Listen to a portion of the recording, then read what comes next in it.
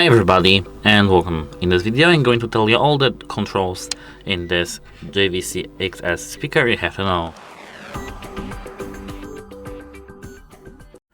So, at first we have to take a look at the buttons.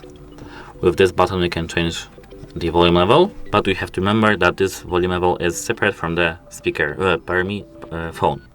As you can see here, nothing is being changed, but the volume level is being changed. This is the volume button. Apart from that, we have two buttons to change the music. With this button you can go forward, and with this button you can go backward. Here we have the button to equalizer, bass sound, and pure to play sound. and pause music we have to use the power button.